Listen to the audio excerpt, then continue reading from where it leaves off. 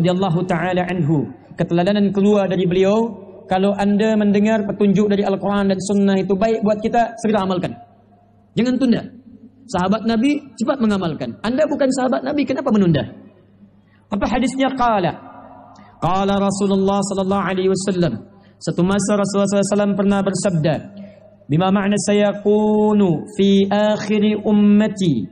Di riwayat lain sayakunu fi akhiri zamani, akan nampak nanti di akhir-akhir zaman.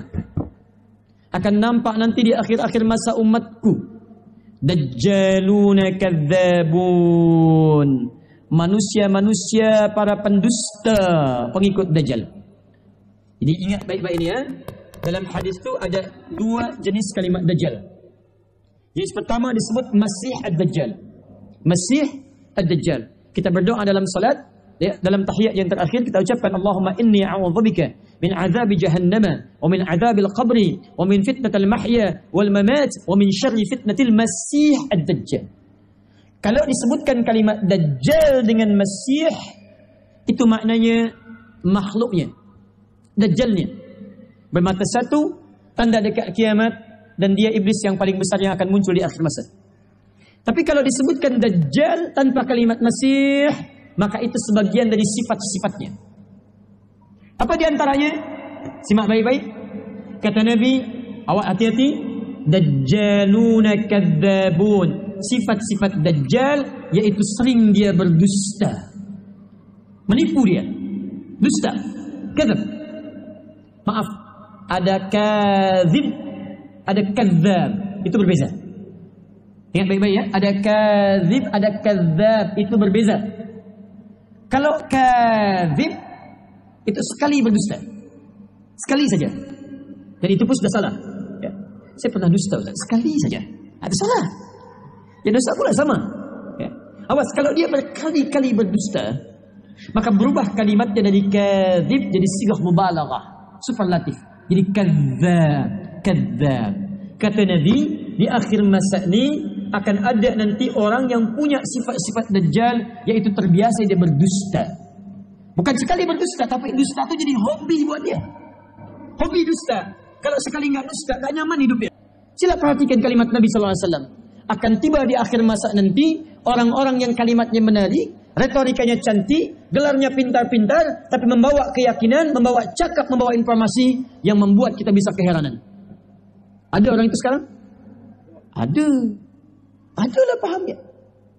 Ada yang namanya liberalisme. Mohon maaf, ada yang pertama tadi pluralisme, menjadikan semuanya seperti sama. Ada liberalisme. Liberalisme itu pengen bebas semua. Mohon maaf ya, sila buka di kitab suci manapun.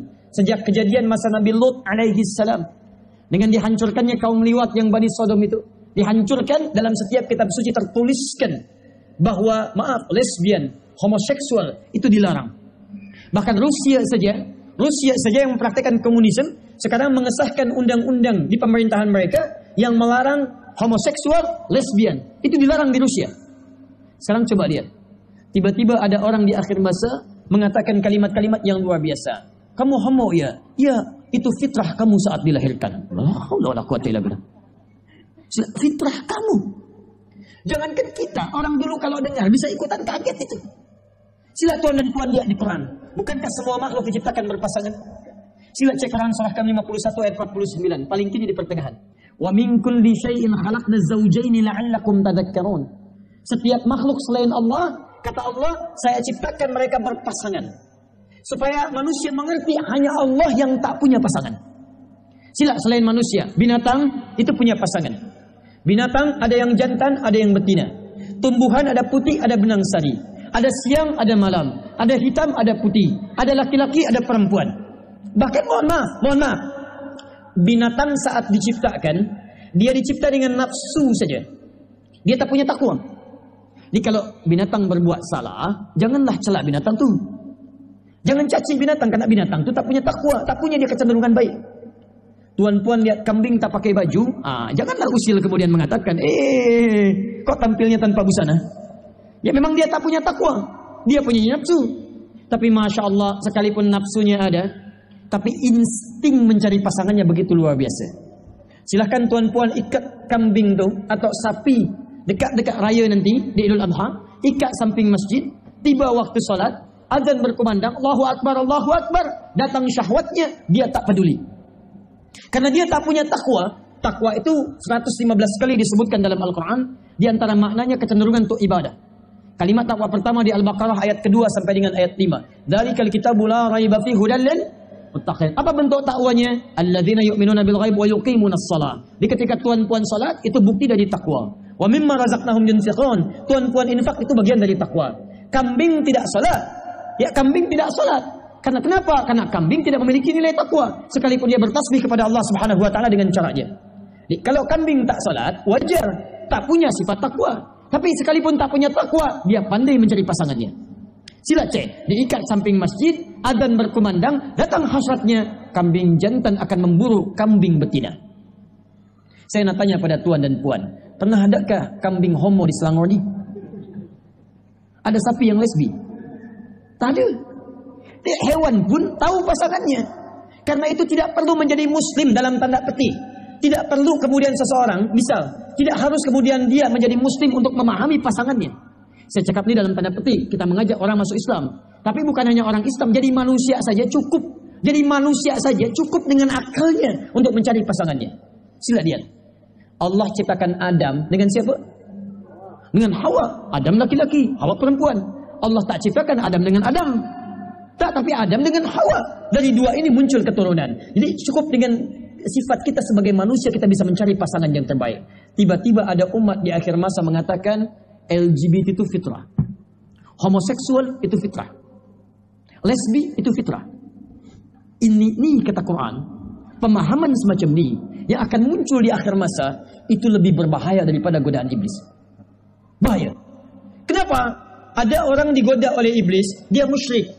Ketika dia musyrik, dia punya kesempatan untuk bertobat sebelum nyawanya sampai di kerongkongan. Dia berpeluang mendapatkan hidayah. Tapi paham semacam ini, dia bisa menghambat orang lain mendapatkan hidayah Allah Subhanahu wa taala.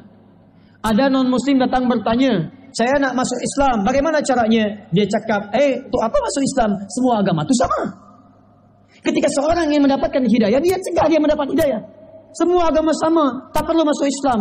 Kamu bisa menyembah Allah dengan cara kamu. Dia. Saya ingin bertobat pada Allah. Saya berbuat salah. Saya punya penyakit seperti ini. Tak perlu, itu fitrah kamu dalam kehidupan. Allah. Ini umat sangat berbahaya. Paham yang sangat berbahaya. Kata Nabi akan muncul di akhir masa. Bahkan Imam An-Nawawi menerangkan, memberikan keterangan, syarah dalam hadisnya, orang ini tiba-tiba akan muncul dan membuat keributan di masyarakat Anda. Jadi kalau dia datang, pasti akan ada keributan. Kalau dia buat seminar, buat kuliah, buat misalnya tajuk tertentu, dia bicara di hadapan umat, umat itu pasti akan ribut.